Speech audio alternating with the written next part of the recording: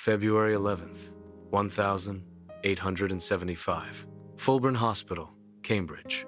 11-year-old George Brewster was about to become the last climbing boy to die in a chimney in England, but his death would save thousands of other children from the same horrific fate.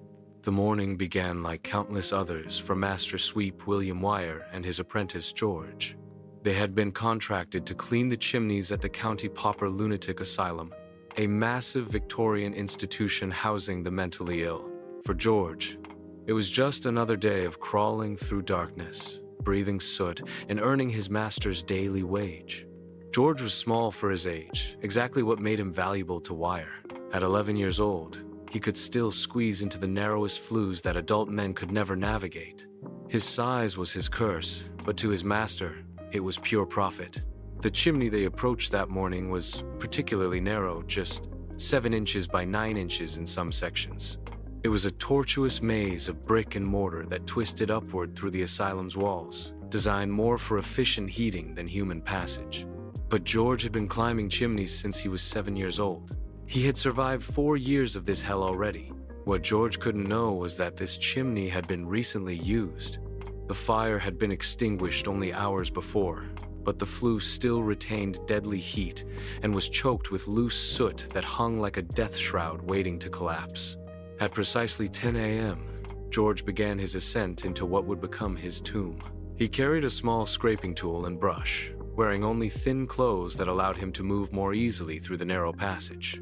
His small hands and knees were already scarred from years of crawling through rough brick surfaces. The chimney rose straight up for several feet, then took a sharp turn, the kind of architectural nightmare that made cleaning impossible, except by sending a small human being into the suffocating darkness. George navigated the turn successfully and continued upward toward the light that beckoned from the chimney top.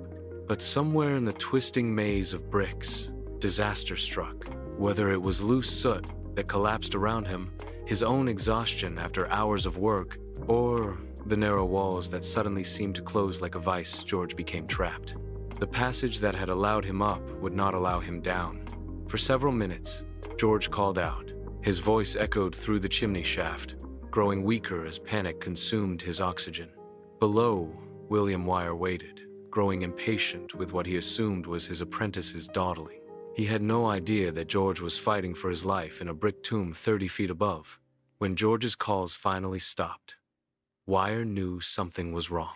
He sent another boy up the chimney to investigate, but the child returned quickly, reporting that George was stuck fast and couldn't respond to calls. The passage was too narrow for rescue, and George was trapped in a section where the chimney narrowed to barely 7 inches. Wyer tried everything he could think of. He had George's feet tied with rope and attempted to pull him down, but the boy was wedged too tightly. The rope broke under the strain. They tried pushing rods up from below, but couldn't reach him.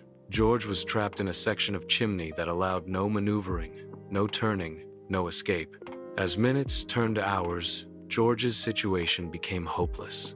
The heat from the recently used chimney combined with his panic and physical exertion caused him to sweat profusely. The soot that surrounded him turned to muddy paste, making his situation even more desperate. Fresh soot continued falling from above, slowly filling his mouth and nose with every breath. Finally, after realizing that George could not be extracted through normal means, workers began the desperate task of breaking through the chimney wall. They tore away bricks with hammers and crowbars, racing against time to reach the trapped boy before it was too late. When they finally broke through to George, after 15 agonizing minutes, they found him unconscious and barely breathing.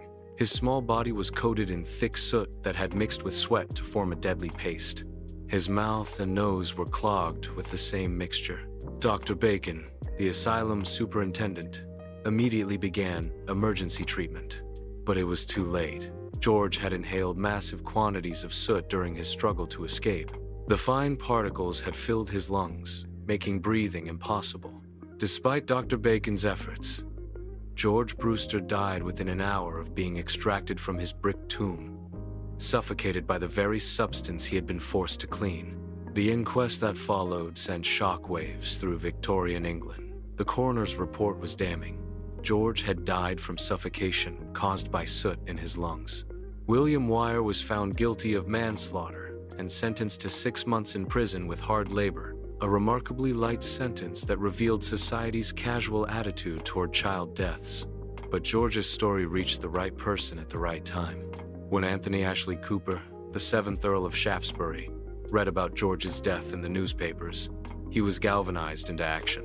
For decades, he had been fighting to protect child workers, but enforcement of previous laws had been weak and ineffective.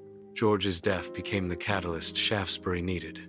He brought the case before Parliament with renewed urgency, using the boy's tragic end as evidence that half measures could no longer be tolerated. The detailed newspaper reports of George's suffering provided graphic proof that the chimney sweeping trade was literally murdering children.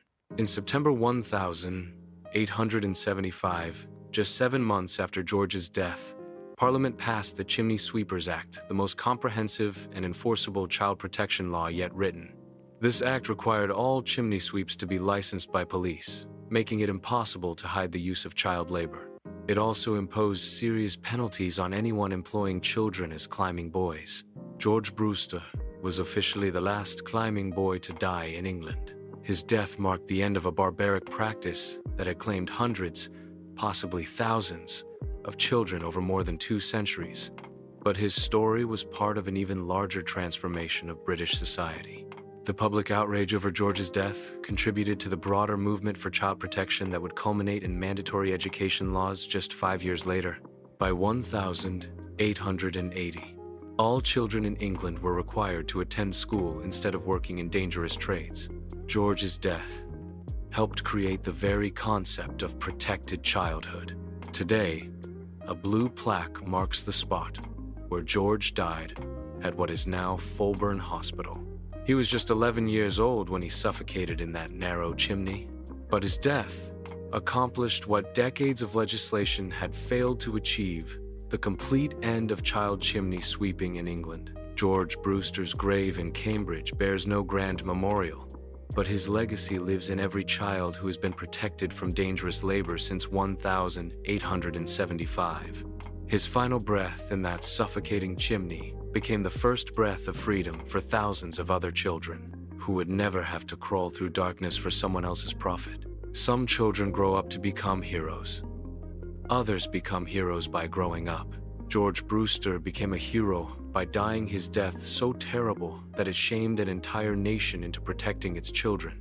The boy who suffocated in the chimney reminds us that sometimes the greatest social changes come from the smallest victims, and that one child's death can save countless other lives when it forces society to confront the unforgivable things it has allowed to happen in darkness.